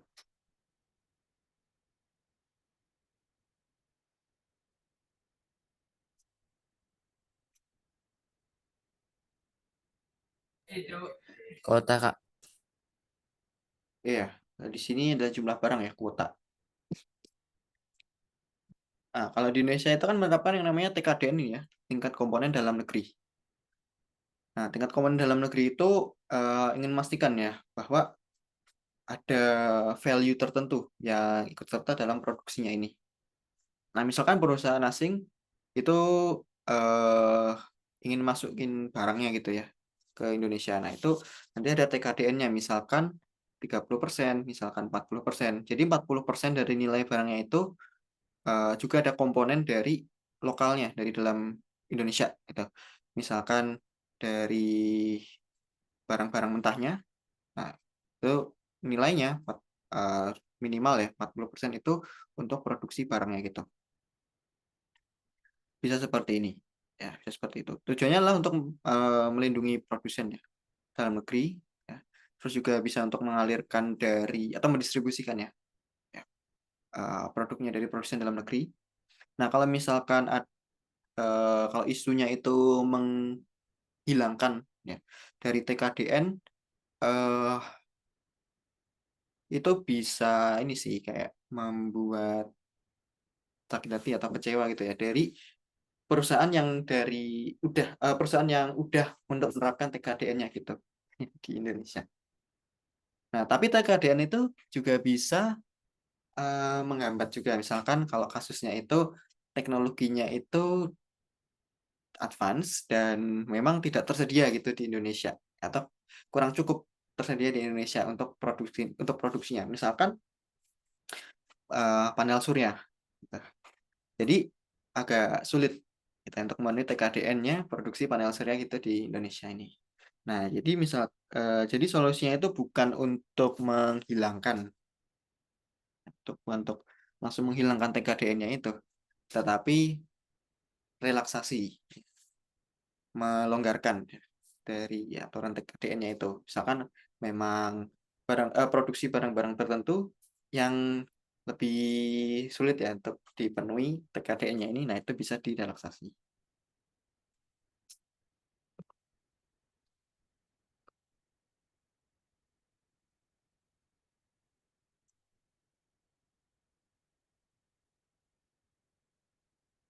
Terus coba kita lihat itu ke impact-nya dari globalisasi juga sih ini ke perusahaan-perusahaan, ke korporasi ya, korporasi global. Nah, jadi ada yang namanya TNC sama MNC. Nah, transnational corporation sama multinational corporation. eh Konsepnya sama sih ya, sebenarnya kayak korporasi global gitu. Ya, jadi dia bergerak banyak ke banyak negara. Tetapi di sini bedanya adalah kalau dari MNC gitu, dia masih memiliki identitasnya di negara asalnya gitu ya. Di kantor pusatnya di negara asalnya itu masih ada. Tapi kalau dari TNC itu, dia nggak menganggap ya negara tertentu itu sebagai negara asalnya gitu. Atau kayak dari headquarternya ya, pusatnya yang ada di negara asalnya gitu. Nah, kalau impact-nya nanti bisa kita lihat di negara asalnya ya sama negara yang mendapatkan ya dari investment dari si TNC ini misalkan. Nah, ada istilah yang namanya itu offshoring sama outsourcing. Nah, kalau offshoring itu dia memindahkan ya sebagian dari organisasinya itu ke luar negeri. Gitu. Misalkan kayak dari deindustrialisasi tadi. Ya, tapi ini kayak lebih ke sebagiannya aja. Nah, kalau outsourcing, dia ngasih task atau job desk-nya itu ke perusahaan lain ini atau ke orang lain untuk ngebantu dia. Atau ngambil dari luar ya, outsourcing.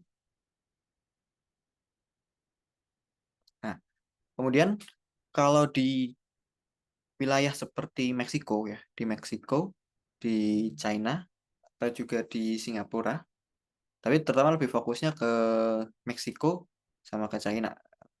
Apalagi ke Meksiko ini ya. Nah, itu ada yang namanya Export Processing Zones atau EPZ ini. Tadi juga ada contohnya ya di soal latihan. Jadi zona EPZ ya, atau EPZ ini ya, dia itu suatu zona yang memang difokuskan itu untuk proses manufaktur ya, untuk industri. Yang dimana industrinya itu berasal dari luar negeri ya. Nah, eh itu akan diberikan keringanan-keringanan ya untuk menarik dari perusahaan-perusahaan asing ini.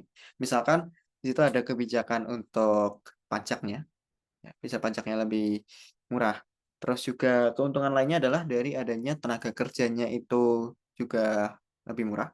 Nah, sama juga ada regulasi dari environment-nya itu yang lebih gampang. Terus juga secara lokasi, dia itu udah didukung ya, sama adanya infrastruktur-infrastruktur yang ada. Dan bisa juga karena itu lokasinya dekat. Sebagai misal di Meksiko, bagian utara. Nah, itu ada zona ya yang namanya itu Maquiladora kan.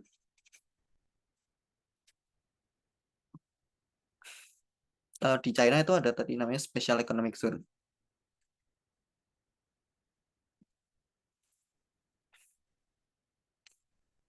Nah, jadi pabrik-pabriknya US itu bisa beroperasi di wilayah Maquiladora ini di Meksiko.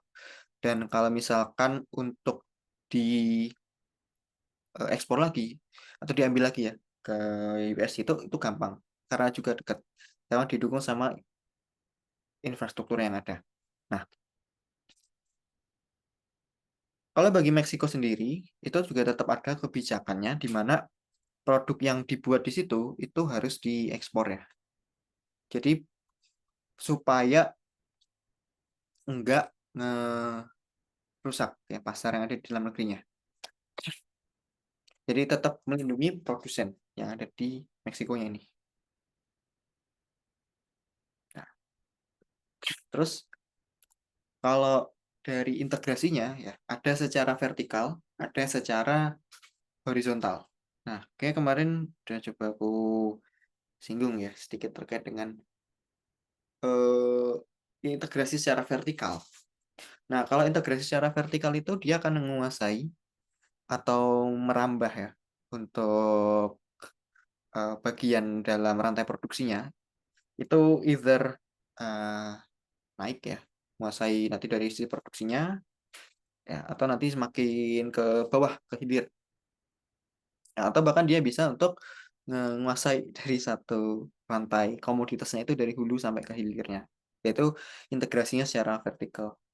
Nah, kalau integrasinya secara horizontal, nah itu nanti akan kerjasama di dalam level commodity chain yang sama.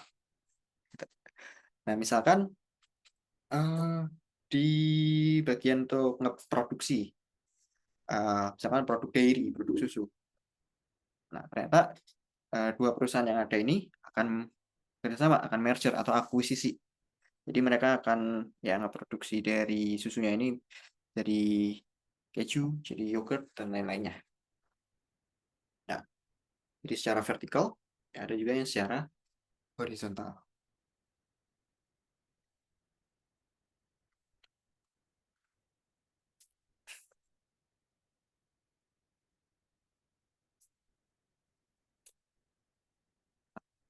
Oke, mari kita coba contoh soalnya.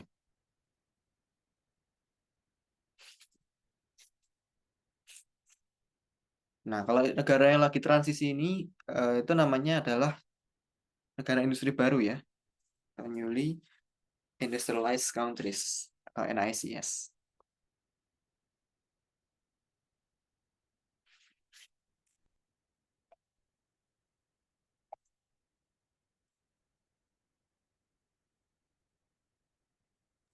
D Kak. Ya, itu bisa hilirisasi nih, atau downstreaming. Down.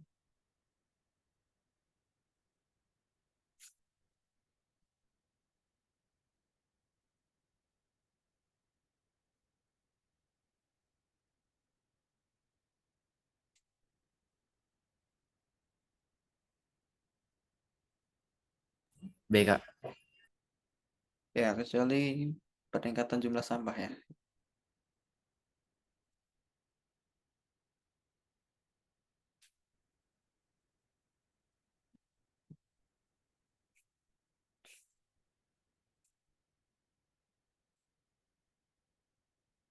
Mungkin C Kak. Iya, energi ya, post teknologi. Oke, kemudian ada istilah-istilah lainnya ini. Kayaknya cukup ada tambahan nih. Kalau lisensi sama franchise kayaknya udah itu dia. Oke, istilah tambahan yang pertama itu adalah namanya globalisasi atau globalization.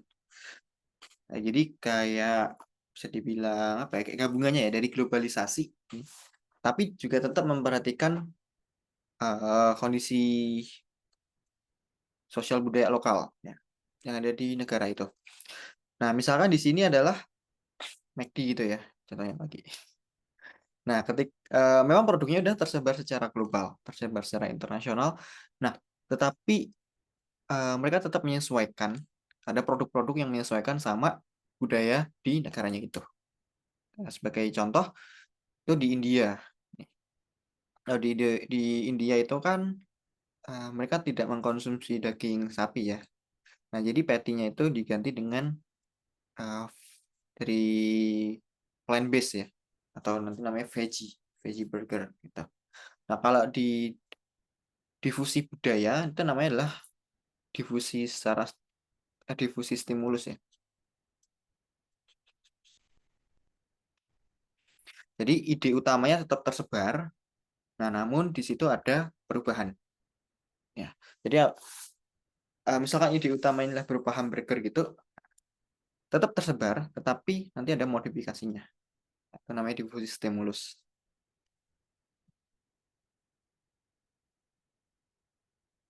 Tadi TKDN itu udah. Nah, terus share ekonomi nih. Share ekonomi itu ada yang namanya mitra ya. Nah, dan mitra itu dia kalau di dalam grafiknya inilah dia sebagai ownernya ini sih. Nah,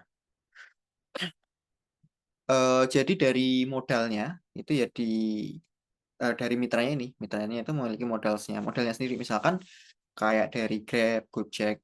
Nah, mitranya itu adalah driver. Drivernya itu dia kan yang bermodal untuk motornya sendiri, ya, handphonenya sendiri, waktunya, atau bensinnya. Itu kan dari mitranya gitu. Nah, itu namanya adalah share economy. Atau juga bisa kayak di Airbnb gitu. Di baru lihat nih YouTube-nya Raymond Chin. Ada isu ini juga ya. Uh, Grab sama Goto mau gabung nih. Itu mau merger atau enggak akuisisi deh. Dari Grab sama Gojek. Sama Goto deh malah.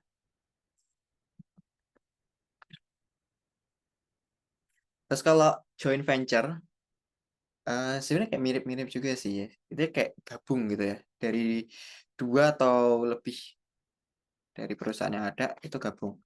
Jadi mereka akan berbagi terkait dengan kepemilikannya, risiko, terus juga return. Itu nanti akan saling eh di-share ya, saling berbaginya ini. Nah, biasanya dikaitin di contohnya kayak di pertambangan ya, atau di mining kita. Nah, lalu ada yang namanya value chain atau global value chain. Nah, kalau di global value chain itu untuk produksi suatu produk gitu ya.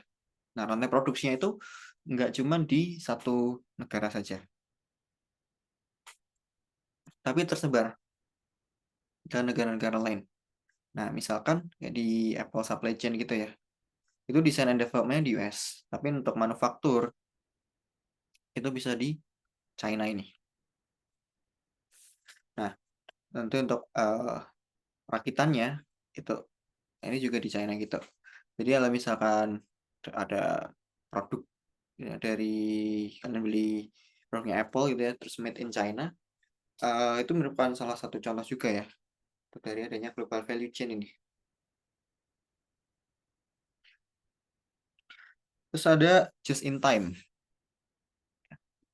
Nah, just in time itu untuk mengatasi kelebihan stok ya kalau dalam proses produksinya ini. Jadi baru dirakit atau di assembly itu kalau ada demand, kalau ada pesanan. Gitu. Jadi baru dilakukan ya untuk produksi itu pas ada pesanan ini. Jadi kalau secara sederhananya kayak pre-order gitu ya. Jadi untuk mengatasi dari kelebihan stok yang ada di gudang biasanya ini.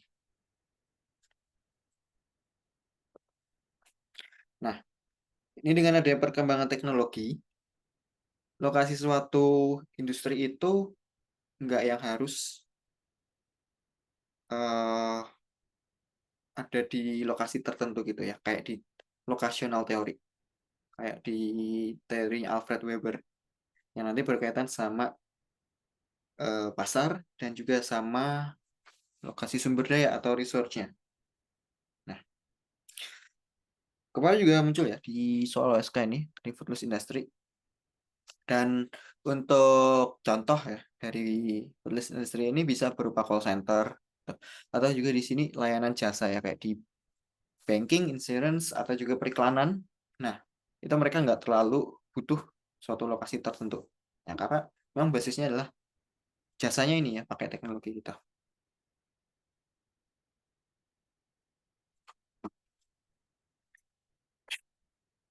Nah, terus kalau misalkan eh lokasi untuk bongkar muatnya gitu ya, di sini eh, agak jauh gitu ya dari pelabuhannya. Nah, nanti bisa ngebangun yang namanya triport ya.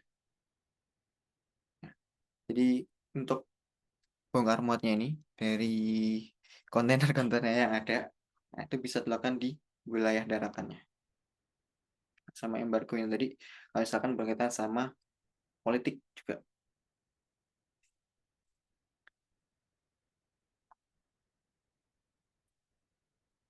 Oke, nah mungkin sebelum ke sini nanti ada istilah lagi yang namanya greenwashing. Sama berkaitan tadi sama fair trade. Fair trade nanti itu bisa berkaitan sama yang namanya ethical consumption.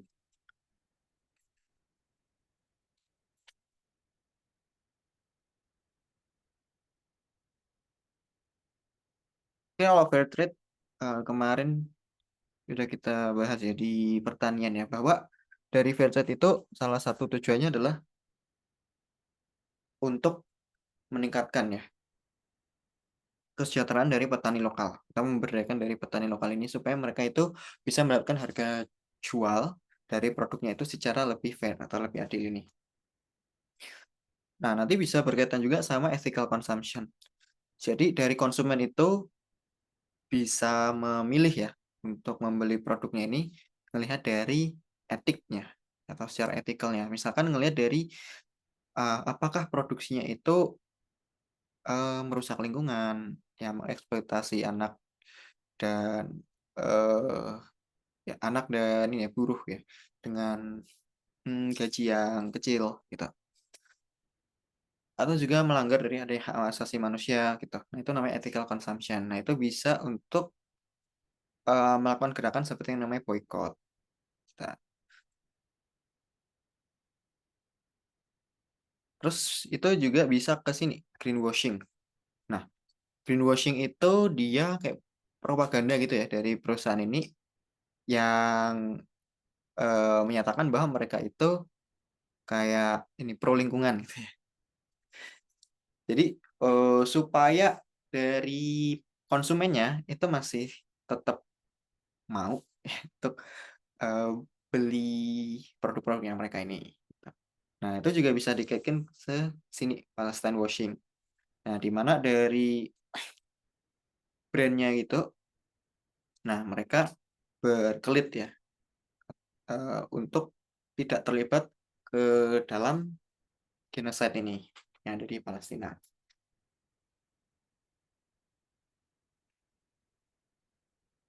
Nah, ini coba kita lihat ke post industrial landscape apa di era post industri ini. Nah, kalau dulunya itu industri ini dilakukan secara mass production ya, yaitu di era Fordist dari ini Henry Ford yang namanya Fordist. Nah, kalau di post Fordist system proses produksinya itu dilakukannya secara lebih fleksibel ya. Nah, itu bisa dilakukan di tempat ya yang lebih tersebar. Nanti juga bisa berkaitan tadi sama si just in time. Jadi nggak harus yang mass production banget. Gitu.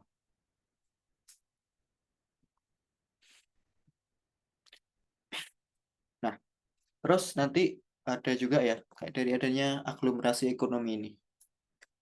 Nah, mungkin kalau istilah aglomerasi juga dipelajari di geografi di sekolah ya, yang reguler gitu. Jadi cenderung untuk berkumpul ya kalau di aglomerasi gini. Nah, tetapi kalau terlalu berlebihan, nah itu bisa malah menciptakan yang namanya deaglomerasi. Jadi misalnya kita ingin memusatkan industri itu ya ke suatu wilayah. Nah, kalau misalkan terlalu berlebihan ke situ dan di mana wilayahnya ini malah cenderung untuk meningkat ya harga lahannya terlalu tinggi dan nanti malah kurang menguntungkan ya untuk perusahaannya itu. Nah, itu malah terjadi yang namanya deaglomerasi. Malah pada pindah, malah nggak ke situ.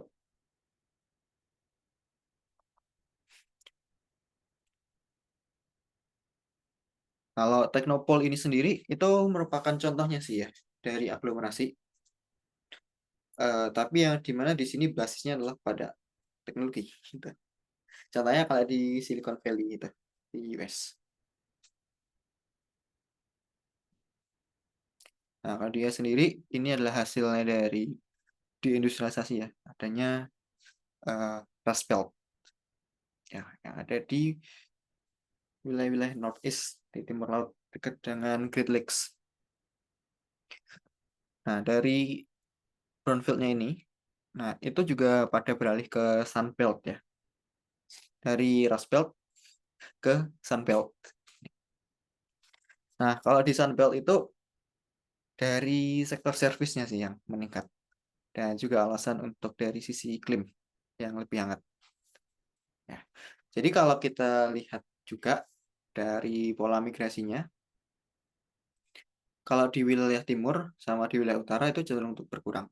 Nah, ngarah ke selatan sama ke barat gitu. Di US ini. Hmm. Oke, terus misalkan kita coba bahas terkait dengan tariff war ya.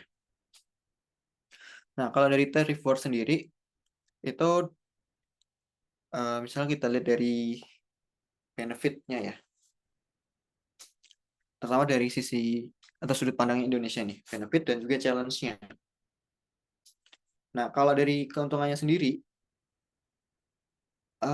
kita juga bisa untuk nyari pasar baru, export opportunities bagi manufaktur yang ada di Indonesia. Itu bisa nyari pasar baru, selain ke US, misalnya bisa ke Eropa. Nah, yang kedua, itu bisa untuk meningkatkan dari penanaman modal asingnya secara langsung. Ya, increase foreign direct investment-nya itu. Nah, itu bisa kayak untuk ini sih, untuk menyamarkan ya. Jadi misalkan dari perusahaan-perusahaannya China gitu misalkan, yang kena tarifnya itu tinggi banget. Nah, itu bisa untuk membuat pabriknya gitu di wilayah ASEAN. Contohnya kayak di Indonesia gitu. Kalau di konsepnya China itu ada China plus one ya.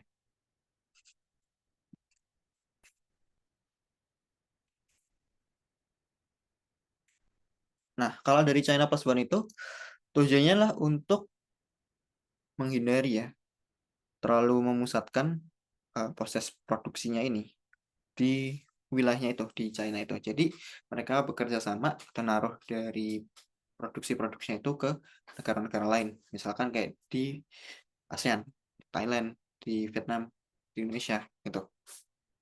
Nah, kalau di Indonesia sendiri, nah itu bisa meningkatkan dari penanaman modal asingnya, ya, yang secara langsung.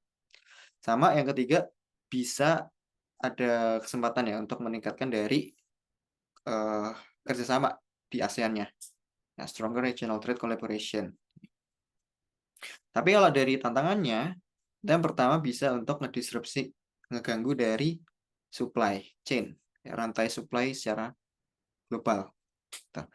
Dan yang kedua, itu bisa ada volatilitas ya di mata uang dan juga menyebabkan adanya risiko untuk inflasi. Ya. Inflasi dari sisi supply-nya ya, karena terdisrupsi tadi terganggu dalam distribusi globalnya. Nah, kalau dari Indonesia sendiri, kemarin itu juga melemah ya, rupiahnya melemah. Eh, Kalau rupiahnya melemah, berarti kalau kita mau impor barang-barang, itu kan jadi akan lebih mahal. Itu short term impact-nya.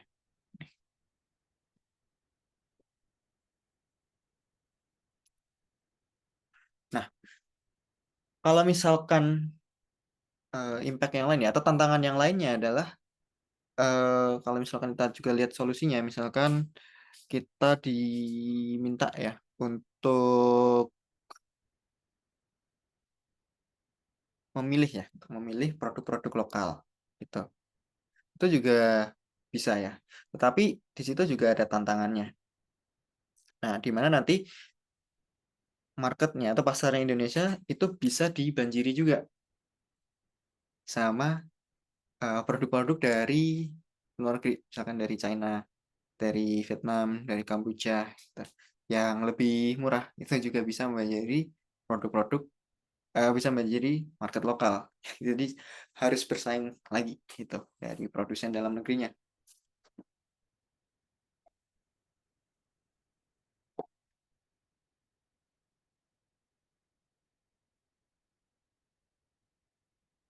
Oke, terakhir yaitu model dan teori geografi ekonomi, terutama di Weber ya. Nah, dari locational theory, least cost theory, untuk mencari lokasi dengan biaya yang paling murah. Ada 3 asumsinya ini ya, yaitu transportasi. Biaya transportasi nyari yang paling murah, ya, meminimalisir biaya transportasinya. Kedua adalah meminimalisir dari biaya tenaga kerja. Dan yang ketiga adalah memaksimalkan aglomerasi ekonomi. Tapi tadi kalau misalkan terlalu berlebihan, bisa terjadi yang namanya deaglomerasi. Nah, terutama adalah pada 3 model ini ya. Kondisi yang pertama, kondisi yang di huruf A ini adalah ketika dari kita perhatikan pada beratnya ya, berat materialnya ini sebelum masuk ke pabrik sama setelah dari pabriknya itu menuju ke pasar. Ya, atau let's say ya barang mentah sama barang jadi ya yang akan masuk ke pasarnya itu.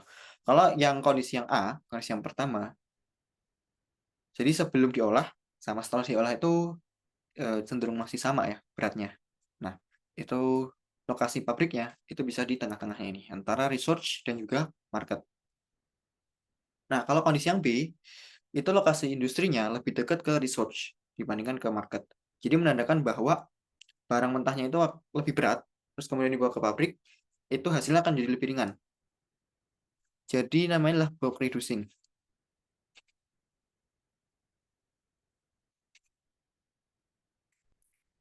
reducing industry.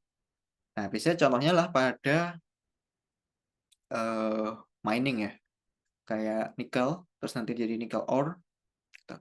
Atau juga emas, terus juga semen. Nah, itu bulk reducing. Nah, kalau dari industri itu lebih dekat ke pasar, berarti bahan mentahnya itu masih ringan. Nah, terus pas habis diolah dari pabriknya, itu akan jadi lebih berat. Maka diletakkannya dekat sama pasarnya ini. Ini adalah bulk gaining.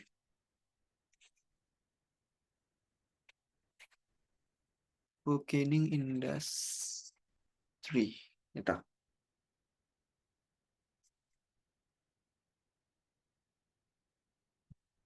Nah, terus juga ada teori yang lain ya, yaitu dari August Loss dan juga Harold Hotelling. Kita dari Hotelling dulu. Ini kalau dari Harold Hotelling itu adalah adanya interdependensi ya, dari antara satu perusahaan sama perusahaan yang lainnya ini. Nah, kalau dijadikan contoh itu di sini adalah penjual es krim ya yang ada di pantai itu. Jadi awalnya kan mereka saling jauh-jauhan ya. Jadi intinya adalah ketika satu perusahaan es krimnya ini atau satu gerobak es krimnya ini berpindah, nah itu akan mempengaruhi gerobak yang satunya ini. Jadi ketika yang biru itu mulai agak ke tengah, nah pasar yang bisa dijangkau, nah, itu bisa semakin luas. Ya, sementara yang hijau ini akhirnya adalah menjadi lebih kecil yang untuk pasarnya. Sehingga yang dari hijau itu harus melakukan perpindahan ya, atau bereaksi perpindahan untuk menyamakan lagi ya market yang bisa mereka kuasai. Nah, baru yang kondisi keempat itu ketika sama-sama berdekatan. Sebenarnya ya area yang bisa dikuasai pun juga sama. Ya. Jadi variabelnya di sini ada satu, yaitu adalah usaha untuk memaksimalkan dari jumlah salesnya.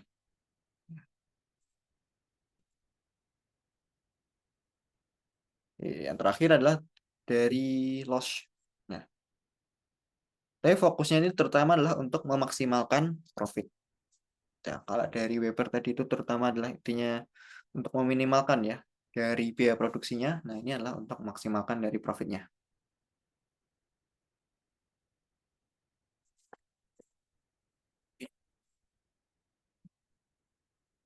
Dari latihan soal ini belum kita bahas ya tadi.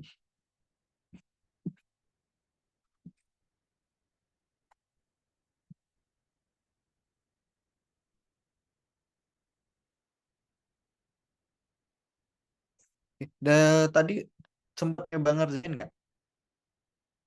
Kalau udah pada ngerjain kita langsung bahas aja. Kalau belum pada ngerjain, mungkin kita coba bahas next time. Hari Senin kita bahas kalau masih belum pada ngerjain.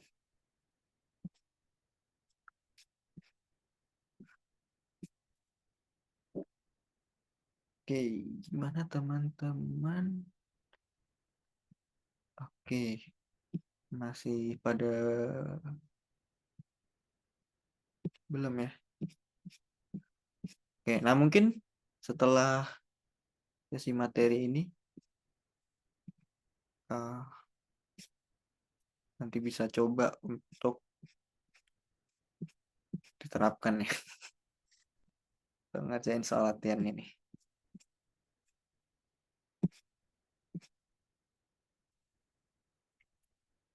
Oke, berarti kalau gitu untuk latihan soalnya kita bahas hari Senin ya. Nah, hari Senin itu untuk materi selanjutnya di geografi pembangunan.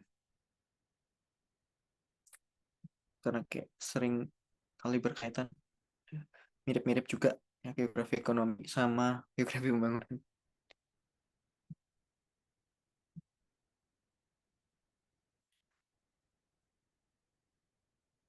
Oke. Oh ya, mungkin sebelum kita akhiri, apakah ada pertanyaan dari teman-teman?